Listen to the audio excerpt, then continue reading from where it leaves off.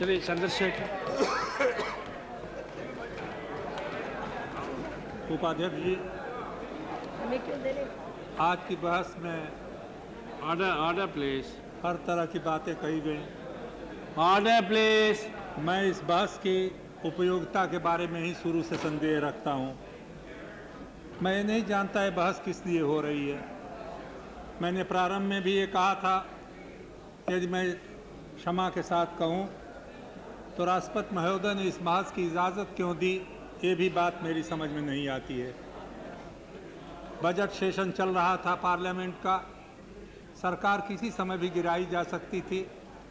विरोधी पक्ष के नेता गए, यदि मैं होता तो शायद मैं भी जाता, लेकिन ये निरर्थक समय बर्बाद इस सदन का किया जाता है। इसकी मुझे चिंता नहीं है, बल्कि नई नई परंपराएं डाली जा रही हैं। एक और हम मर्यादाओं की बात करते हैं, एक और जनतांत्रिक परंपरा को सुदृढ़ करने की चर्चा करते हैं, और दूसरी तरफ अगर एक भूल एक बार हो जाती है तो उस भूल को बार बार दोहरा करके हम उसे एक परंपरा का रूप देते हैं। एक दो बार पहले हुआ, ये फिर हो रहा है। इसके बाद क्या होगा मुझे नहीं मालूम, लेकिन सबसे दुख की बात यह है कि इस बहस में कुछ ऐसे सवाल उठाए जाने की कोशिश हुई और आज हुई भी दुर्भाग्यवश, जिन सवालों को नहीं उठाया जाना चाहिए था। इस सदन में मैंने पहले ही कहा था कि सुरक्षा के मामले में चर्चा बहुत सीमित लोगों के बीच में होनी चाहिए, अगर होनी जरूरी हो तो भी। इस सरकार के पक्ष में मैं नहीं हूँ, ये बात मैं आज नहीं कह रहा हूँ, निरंतर कहता रहा हूँ।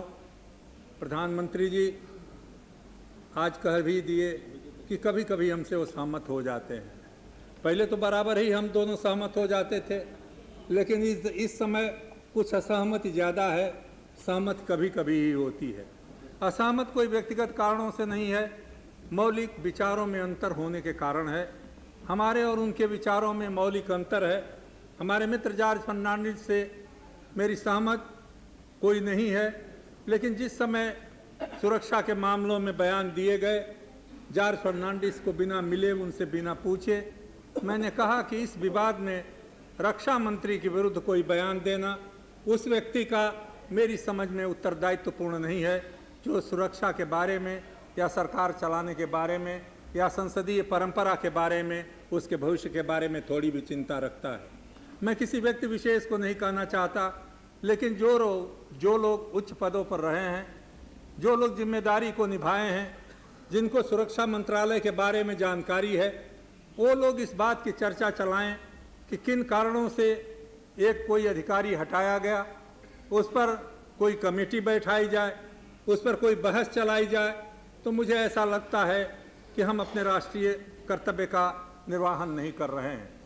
यदि कोई ऐसी बात हो, रक्षा मंत्री से बात हो सकती है, प्रधानमंत्री से बात हो सकती है, उसमें कमजोरियां हो सकती हैं, उसमें कमियां हो सकती हैं। मैंने कभी जानने की भी कोशिश नहीं की कि किन कारणों से, क्या उसमें आरोप थे जिनके आधार पर वो व्यक्ति हटाया गया। लेकिन एक बार अगर सुरक्षा विभाग का कोई अधिकारी हटाया जाता है तो अब तक की यही परंपरा रही है। शिवराज पाटिल जी उससे की जानकारी रखते हैं, हमारे मित्र शरद पवार जी रखते हैं, देवेगौड़ा जी रखते हैं, मुलायम सिंह जी रखते हैं, देवेगौड़ा जी जानते हैं। क्या उसके लिए रास्ता नहीं था कि वो राष्ट्रपति महोदय के पास जाता, अपनी अपील करता, चाहे वो चाहे उसके परिवार का कोई व्यक्ति। यदि अखबारों में जाए तो एक ही ये बहुत बड़ा जुर्म था जिस पर उस अधिकारी को रक्षा विभाग से हटा दिया जाना चाहिए था। मेरी ये मान्यता है और मैं इसको मानता हूँ। दुनिया में कहा जाता है बहुत जगह बहसें हुई, लेकिन दुनिया में बहस इस तरह से नहीं हुई होगी कि रक्षा मंत्री में और अगर किसी अधिकारी में कोई विवाद खड़ा होगा तो हम लोग रक्षा मंत्री की आलोचना करने के लिए अखबारों का सहारा लें। ये बात सही है कि रक्षा मंत्री ने संयम से काम लिया, बहस होती रही, चर्चा चलती रही, लेकिन जॉर्ज फर्नांडिस अपने स्वभाव के विपरीत चुप रहे। जब ये सभा बैठक हो रही थी अध्यक्ष महोदय के पास, तो उस समय अध्यक्ष महोदय ने बड़ी कृपापूर्वक मुझसे कहा था कि उस कमेटी में की अध्यक्षता मैं करूं। मैंने उनसे कहा था, जिस पर हमारे मित्र शरद पवार को थोड़ा एतराज़ था, क्योंकि शायद उनको दूसरी सूचना मिली होगी कि चंद्रशेखर का विचार कुछ अलग है, ऐसा अध्यक्ष गड़बड़ करेगा। मैं आपसे निवेदन करूँगा शरद पवार जी, जीवन में मैंने बहुत कुछ देखा है, किसी कमेटी का अध्यक्ष बनना मेरे मन की लालसा नहीं है, और आप जानते हैं बड़े से बड़े पद के बारे में मेरी क्या प्रतिक्रिया होती है। इसलिए मुझे कुछ अजीब लगा, उसके पहले ही मैंने राज्यसभा के अध्यक्ष को और लोकसभा के अध्यक्ष को कह दिया था कि इस समिति का अध्यक्ष होना मेरे लिए स्वीकार नहीं, क्योंकि मैं लोकसभा में कह चुका हूं कि इस प्रकार के कोई जांच उचित नहीं है, ये संसदीय परंपरा के अनुकूल नहीं है। लेकिन जो भी हो, बस शायद अब भी चलती रहेगी। अभी हमारे मित्र जोरों से बोल रहे थे, शायद हर बयान जो एक सेना का अधिकारी देता है वो सही है, हर बयान जो रक्षा मंत्री देता है वो गलत है। इस धारणा के साथ हम लोग इस सारी बहस को चलाना चाहते हैं। आज भी मैं उतने ही जोर से कहना चाहूँगा कि इस सवाल पर किसी तरह की समिति की स्थापना, उसमें बहस नाजायज़ है। उस समय मैंने कहा था कि जो लोग रक्षा के मामले में जानते हैं 5 सदस्य थे। हमारे मित्र शिवशंकर जी थे, कुरियन साहब थे, शरद पवार थे, प्रणब मुखर्जी थे, मनमोहन सिंह थे। मैंने कहा 5 लोग, ये गुजराल साहब, देवे गौड़ा जी, मुलायम सिंह जी और रक्षा मंत्री जी, ये 9-10 आदमी बैठ कर के मामले को देख लें। जो मामला बहस के लायक न हो उस मामले को हम चुप रखें, बाकी मामलों पर बहस हो जाए। लेकिन आखिरी दिन कोई एक एफिडेविट आ गया, और सही था कि जॉर्ज फर्नांडिस साहब को उससे नाराज़गी हुई। कोई भी आदमी नाराज़ होता, और उस दिन उन्होंने कहा था कि बहस होनी चाहिए, और उसी दिन ये भी तय हुआ था कि बहस अगर तुरंत नहीं हो सकती तो सवालों का जवाब देने के लिए जॉर्ज फर्नांडिस या सुरक्षा मंत्री जी पूरी तरह से स्वतंत्र हैं। इसलिए आज ये सवाल उठाना कि सुरक्षा मंत्री ने अखबारों का सहारा लिया, इलेक्ट्रॉनिक मीडिया का सहारा लिया, ये बात मुझे कुछ अजीब सी लगती है। दूसरे पक्ष से लगातार पिछले 3 महीनों से जॉर्ज फर्नांडिस के खिलाफ, हाँ वो गुप्ता जी भी था, माफ किया, सोमनाथ चटर्जी और गुप्ता जी भी थे, मैं भूल गया 2 आदमियों का नाम। तो एक तरफ रोज चर्चा हो, अखबारों में बयान निकले, एफिडेविट बांटे जाए, इलेक्ट्रॉनिक मीडिया पर इंटरव्यू निकले, चर्चा इस पर चलाई जाए, और दूसरी तरफ सुरक्षा मंत्री को कहा जाए कि चूंकि संसद में आपको बोलना है इसलिए इस समय चुप रहिए। मैंने नहीं कहा था, सब लोगों ने इस बात को स्वीकार किया था कि सुरक्षा मंत्री को हम इस बात का अधिकार देते हैं, इसलिए ये आलोचना जॉर्ज फर्नांडिस की करना आज उचित नहीं है। मैं ये बात कहना जरूरी इसलिए समझता था कि मैंने सोचा था कि ये सारा मामला उसी से उठा है तो चर्चा इसी पर होगी, लेकिन चर्चा इस पर नहीं हुई। चर्चा में सारे विषय उठा दिए गए, और हम लोगों की एक आदत बन गई है, हर चर्चा को भ्रष्टाचार से हम जोड़ देते हैं। मैं ऐसा व्यक्ति हूं जो भ्रष्टाचार की बहस को संसद में चलाना अनुचित मानता हूं। इसलिए कुछ ऐसा हम दुनिया के ऊपर प्रभाव डालना चाहते हैं कि इस देश में भ्रष्टाचार के अलावा और कोई चीज़ नहीं है। ये परंपरा ठीक नहीं है। अगर कहीं भ्रष्टाचार है उसकी जांच कराइए, उसमें हस्तक्षेप मत कीजिए। अगर किसी के ऊपर चार्जशीट लगे तो मुकदमा चलाइए। आप लोग कोई इथिक्स कमेटी बना रहे थे वो बनाइए, लेकिन संसद में एक दूसरे पर दोषारोपण करना, एक दूसरे के ऊपर कीचड़ उछालना, क्या हम बनाना चाहते हैं इस संसद को?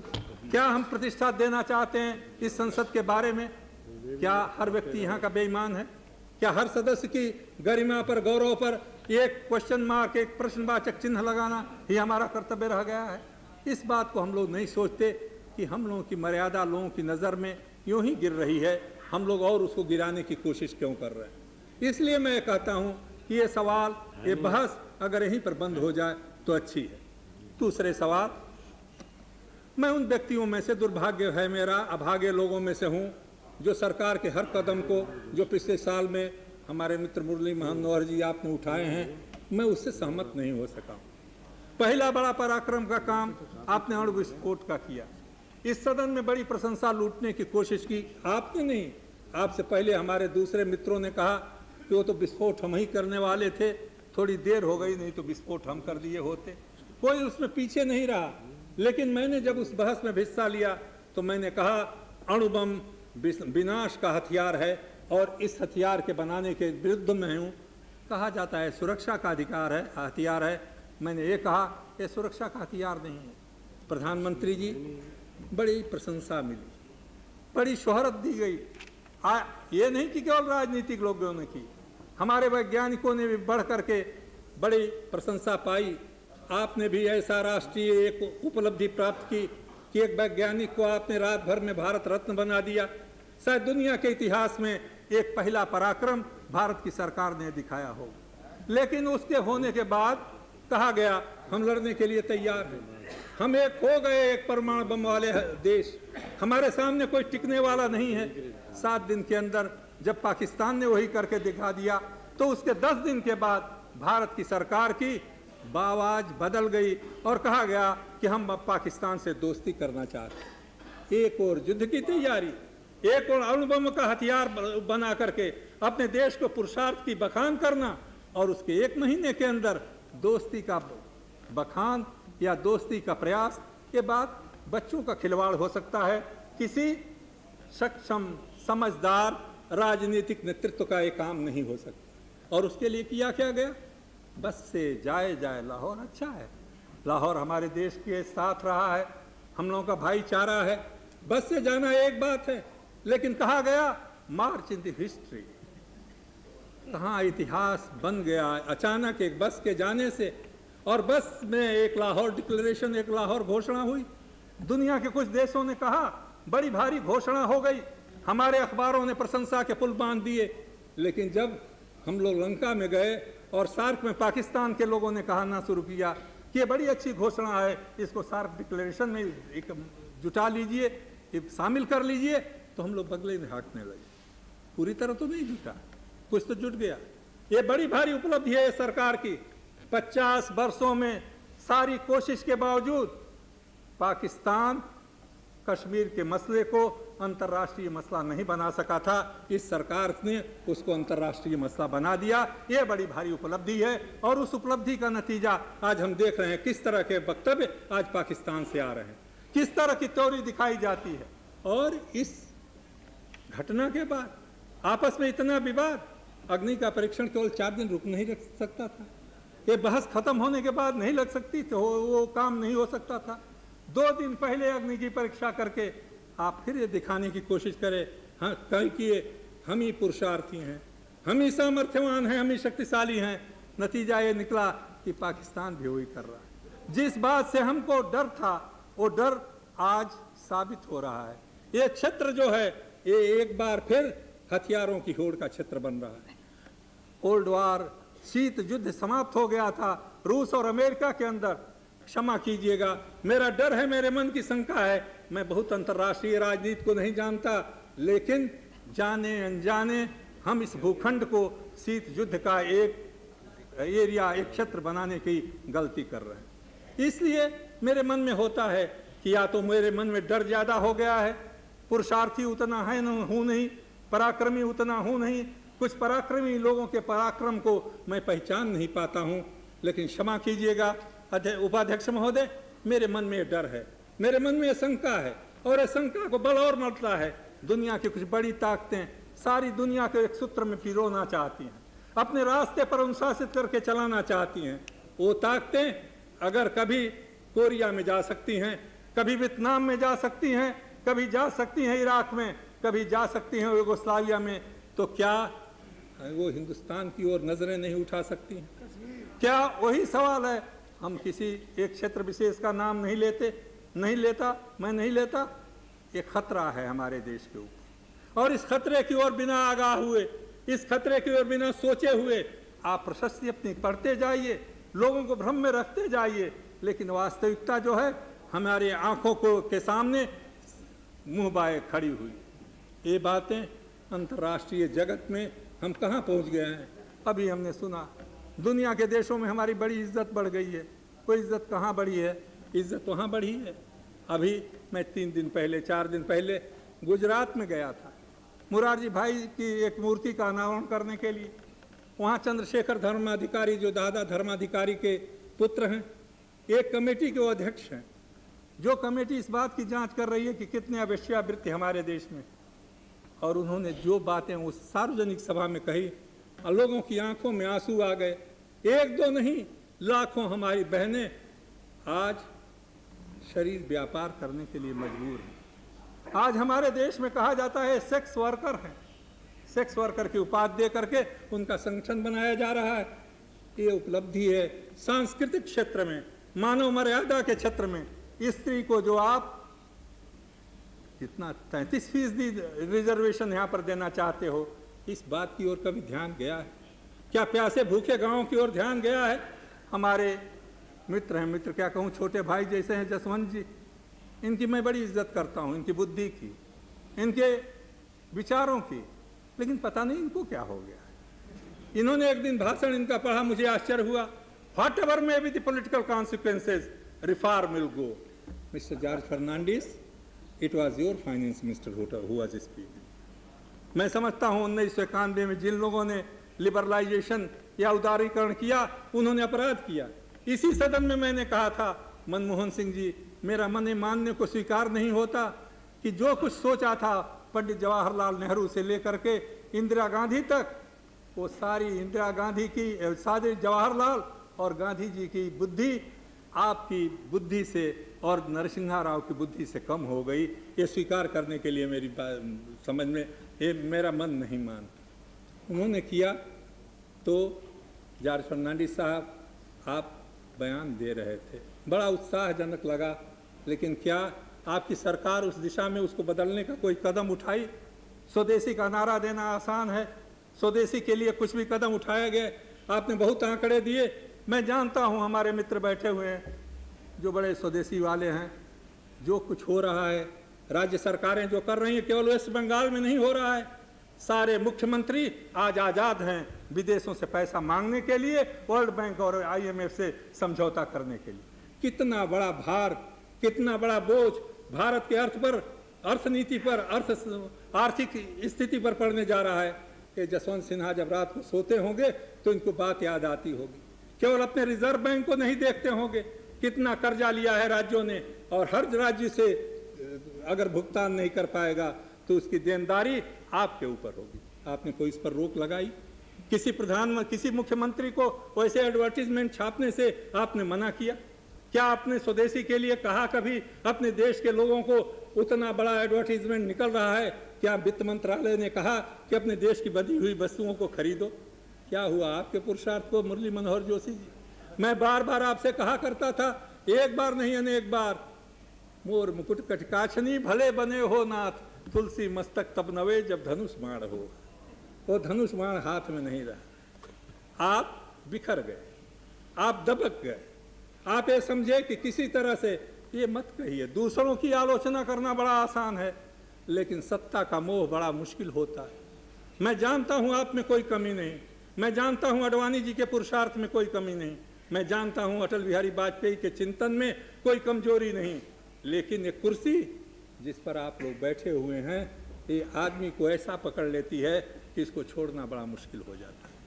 इसके छोड़ने के लिए आत्मविश्वास चाहिए, इसके छोड़ने के लिए उत्सर्ग की भावना चाहिए, इसके छोड़ने के लिए आत्म बलिदान चाहिए, इसके लिए छोड़ने के लिए केवल वर्तमान से नहीं, भविष्य में देखने की दूरदृष्टि होनी चाहिए। वो नहीं, ये आर्थिक क्षेत्र में क्या हो रहा है, कितनी बेकारी बढ़ी। जॉर्ज आंकड़े बहुत देते, और आंकड़े वे दे सकते थे 52 से लेकर के, और शायद हमारे कांग्रेस के मित्रों का या जो लोग भी सरकार में रहे थे उनकी जबान बंद कर सकते थे। लेकिन जॉर्ज फर्नांडिस, आपने एक आंकड़े क्यों नहीं दिए कि पिछले 8-9 वर्षों में जब से उदारीकरण हुआ कितने छोटे उद्योग बंद हुए? आपके ज़माने में कितने उद्योग बंद हुए? कितने सार्वजनिक क्षेत्र के उद्योगों का आप डिसइन्वेस्टमेंट किए और करने जा रहे हैं? डिसइन्वेस्टमेंट और कुछ नहीं है, अपनी कमाई हुई 50 वर्ष की संपदा को बेच करके आज का खर्चा चलाने का काम आप कर रहे हैं। बड़े बड़े नाम, बड़े बड़े नारे, और इसीलिए कहाँ चले गए लालू प्रसाद जी यादव? उन्होंने जब ये कहा था कि स्टेटिस्टिक, उन्होंने जब कहा था, मैंने सुना था उनका भाषण थोड़े देर के लिए, उन्होंने कहा स्टेटिस्टिक्स से सब कुछ साबित नहीं होता। आपने जसवंत जी ठीक है, जब चाहते दुनिया में तभी भाषण हो सकता है। स्टेटिस्टिक्स से सब कुछ साबित नहीं होता, उनका कहना भी गलत है, लेकिन स्टेटिस्टिक्स सब कुछ साबित भी नहीं कर। दुनिया में कितनी स्टैटिस्टिक्स हैं, और मैंने तो आपकी सरकार को ये कहा था कि स्टैटिस्टिक्स के आधार पर ही देख लीजिए कि लिबरलाइजेशन से जो हमने सोचा था वो कुछ किस हद तक वो उपलब्धियां हमको हुई, चाहे आर्थिक उद्योग, विदेशी पूंजी के सवाल पर, चाहे उद्योगों के बढ़ाने के सवाल पर, चाहे रोजगार के सवाल पर, चाहे बेकारी मिटाने के सवाल पर। एक नहीं, सारे हमारे कुटीर उद्योग एक एक करके बंद हो गए। आज हमारे देश में 40-50% छोटे उद्योग बंद हो गए।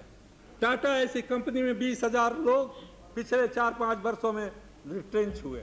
आज हमारे सार्वजनिक क्षेत्र के, ये हमारे मित्र जानते होंगे, कितने उद्योग हैं, सब बंद हो गए। एक और ये है, विदेशी और स्वदेशी के झगड़े में मैं नहीं पड़ना चाहता। आप स्वदेशी चलाना चाहते हो और साथ में सुषमा स्वराज की चलाई हुई टेलीविजन की नीतियां भी चलाना चाहते। कभी देखो टेलीविजन को, कितना स्वदेशी है वहां पर।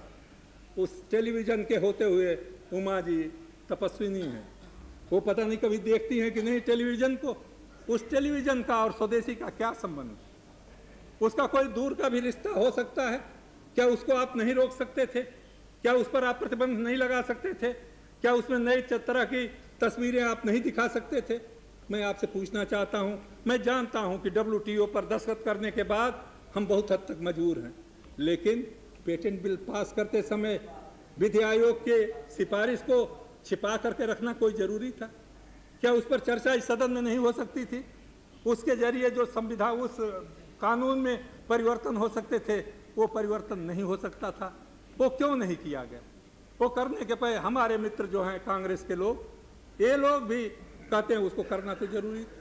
कोई आप में और उनमें फर्क नहीं है जहाँ तक आर्थिक सवाल है, तो का सवाल है, जहाँ तक विदेशों से संबंध का सवाल है। और ये सवाल मैं कहना चाहता हूँ, हमारे मित्र इंद्रजीत जी नहीं हैं, हमारे मित्र सोमनाथ चटर्जी नहीं हैं, मुलायम सिंह जी और लालू प्रसाद जी, आपसे मैं कहना चाहता हूँ, शिवशंकर जी और राजेश पायलट जी, बड़े स्वदेशी के आप भी समर्थक हो। हमारे मित्र तो बड़े जोरों से विदेशी पूंजी लाने के पक्ष में हैं, शरद पवार जी, लेकिन बिल्कुल है, मुझे मालूम है, कहने की कोई ज़रूरत नहीं। एक बार जो नशा आदमी को लग जाता है तो छूटता नहीं है, चाहे बात सारी उसको मौत का आलिंगन करना पड़े। ये बड़ा बुरा नशा है, दौलत का नशा। सब कनक कनकते सौगुनी मादकता अधिकार, एक पाए बौरा, एक खाए बौरात है, वो पाए बौरा। सोना जो है आदमी को केवल मिल जाता है तो उससे पागल हो जाता है, धतूरा तो खाने पर बहुत पागल होता है। मत इस सोने की ललक में पड़ो। शरद, लंबी जिंदगी, और इस जिंदगी में बहुतों को लुढ़कते हैं आपने देखा है। 6 महीना 2-3 वर्ष पहले जो एशियन टाइगर थे, आज वो कहाँ चले गए, कहाँ गया वो सारा नारा जो हमने गांधी से सीखा था। और इसलिए मुझे शिकायत आपसे प्रधानमंत्री जी इस बात की नहीं है कि आपने कुछ नई गलती की है, लेकिन जो पुरानी गलतियां थीं उसमें एक को भी सुधारने का आपने काम नहीं किया।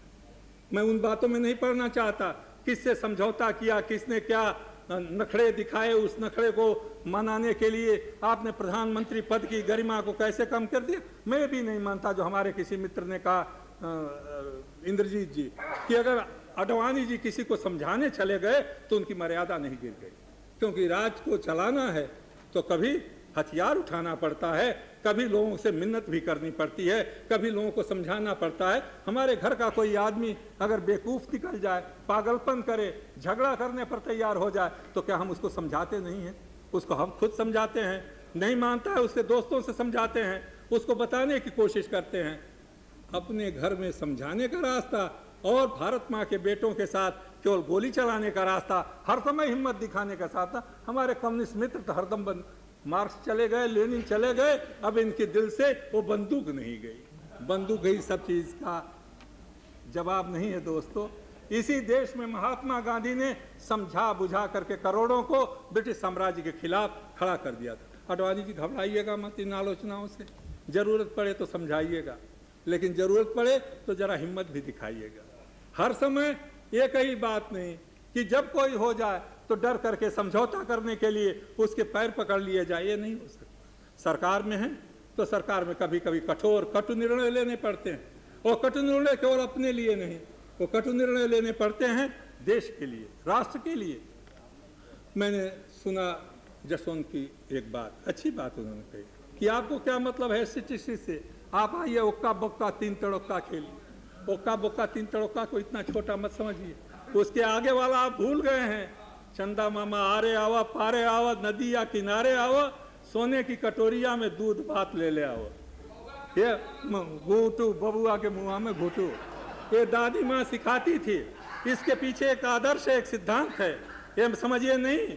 हमारी प्रकृति में जो कुछ साधन है, उन साधनों पर हमारा विश्वास, हमारी आत्मशक्ति पर विश्वास, हमारे ममत्व पर विश्वास, हमारी इच्छा शक्ति पर विश्वास, ये स्वदेशी की अवधारणा है। ये स्वदेशी का केंद्र बिंदु है, जिसको आप समझिए। मत गांव की बोली में कही गई बातों को आप ऐसे मजाक की बात समझिए। लालू जी, आप भी गंभीर बातों को जरा गंभीरता से कहा कीजिए। हर समय गंभीर बातों को भी छिछला बना करके हम देश की अस्मिता को कमजोर करते। आज जरूरत है कि उस बात को करने के लिए हम लोगों का विवाद अगर आपस में कम हो जाए। अभी जब ये विवाद हो रहा था तो मेरा जार से मेरी दोस्ती है, लेकिन जार से मेरा कोई लेना देना नहीं है सरकार। लेकिन हमारे कांग्रेस के मित्र बड़े गुस्से में थे।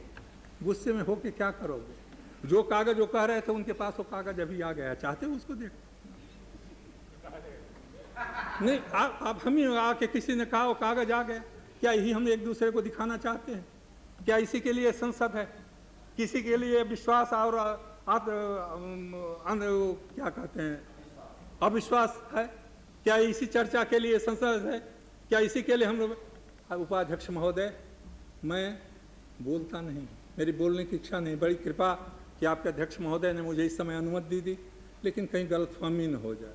मैं आपको चाहता हूं, मैं आपसे मैंने बहुत पहले कहा था जब स्वर्ण जयंती मनाई गई थी, हम क्या एक साल के लिए नहीं भूल सकते? कोई भी सरकार हो, हम भूख के सवाल पर, प्यास के सवाल पर, बेरोजगारी के सवाल पर, शिक्षा के सवाल पर सब लोग मिलकर के काम करेंगे। वो काम हम नहीं कर सकते, हम रोज रोज लड़ते रहेंगे। हमने इसलिए उसका कहा था कि ये विवाद न हो तो अच्छा है, लेकिन प्रधानमंत्री जी आपने माहौल नहीं बनाया। अडवाणी जी मैं नहीं जानता, मैं वो बातें नहीं कहूँगा जो दूसरे लोग कहते हैं, लेकिन रोज जो बात चर्चा होती है, मैं नहीं जानता कि संघ परिवार क्या पाना चाहता है, क्या करना चाहता है। आपस में टकराव करके या आपकी टांग खींच करके क्या वो लोग हावी होना चाहते हैं देश के ऊपर? क्या वो एक नई विधा इस देश में ले आना चाहते हैं? ये खतरनाक बात। अगर उनके मन में कोई ऐसी बात है जो बात संसदीय जनतंत्र की परिधि से बाहर है, तो लोगों के मन में शंका होना स्वाभाविक है, और इसलिए ये खतरा लोगों के मन में दिखाई पड़ता है। बहुत चीज़ें इसलिए बिगड़ जाती हैं कि हम लोग आपस में बातचीत नहीं करते। अभी हमारे मित्र मुलायम सिंह जी हैं, उनकी बड़ी नाराज़गी है उत्तर प्रदेश के मुख्यमंत्री से, और सही है कुछ मानों में। उन्होंने आज सवेरे मुझसे कुछ बात कही, दोपहर में मुख्यमंत्री जी मिल गए। मैंने कहा आपने ऐसी गलती क्यों की? उन्होंने कहा हमने गलती नहीं की, हम उस गलती को सुधारने के लिए कदम उठाए और 4 दिन में वो गलती, हम उसकी तफसील नहीं कुछ कहेंगे। मुलायम सिंह जी को आप बता दीजिएगा, मुझे याद नहीं पड़ा, चर्चा करते समय मेरे दिमाग में बात आ गई। कभी कभी बात कर लेनी चाहिए, कभी कभी चर्चा कर लेनी चाहिए, आर्थिक सवालों पर, राजनीतिक सवालों पर। हाँ जी, एक शादी में मिल गए तो मैंने बात की थी। आर्थिक राजनीतिक सवालों पर मतभेद होते हुए भी आखिरकार हम लोग इंसान हैं। राजनीति हमारे जीवन का 10% होगी, 90% राजनीति से हम लोग अलग हैं, और अगर उस 90% को हम विकसित नहीं करेंगे तो हम देश बनाने का काम नहीं कर सकते, हम निर्माण का काम नहीं कर सकते। आपस में अगर हम लोगों में सहयोग नहीं होगा तो करोड़ों लोगों का सहयोग लेकर के राष्ट्र निर्माण का काम कैसे हो सकेगा? हमारी समस्याओं का समाधान London, Washington, IMF, world bank में नहीं है जसवंत जी। समस्याओं का समाधान है हमारे नौजवानों के मनोबल में, हमारे गांव की गलियों में रहने वाले किसानों की बाहों की ताकत में, हमारे कल कारखानों में काम करने वाले मजदूरों की बाहों की ताकत में। आइए हम उनको सजाएं, एक जगह एकत्र करें, वही शक्ति पैदा करके। इस देश में महात्मा गांधी ने आज़ादी हासिल की थी। सबसे बड़ा राजनीतिक अपराध आप लोगों ने नहीं किया है। 1991 में शिवशंकर जी कहने के लिए क्षमा कीजिएगा, आपने शुरू किया था। जो मनोबल महात्मा गांधी ने गुलाम देश में बनाया था, उस मनोबल को तोड़ने की जिम्मेदारी आप सब पर है, हम सब पर है। हमने उसके साथ समझौता किया था। मुझे एक ही बात का संतोष है, मेरी आवाज़ कोई सुने या ना सुने, मैंने इन बातों पर कभी समझौता नहीं किया, और इसीलिए मैं चाहते हुए भी अडवाणी जी आपके प्रस्ताव का समर्थन नहीं कर सकता, क्योंकि आपका प्रस्ताव इसलिए नहीं कि मुझे मन में कोई कटुता है, मुझे कोई आशा उनसे भी नहीं। मैं नहीं जानता कि मुलायम सिंह और लालू प्रसाद यादव या हमारे कम्युनिस्ट मित्रों के या हमारे मित्र जो नेता हैं उधर शरद पवार जी, उनकी भी कितनी चलेगी। लेकिन याद रखना, ये मत समझना कि सत्ता पा करके सब कुछ हम हासिल कर लेंगे। एक अंत में हिंदी की कविता सुना देता हूँ।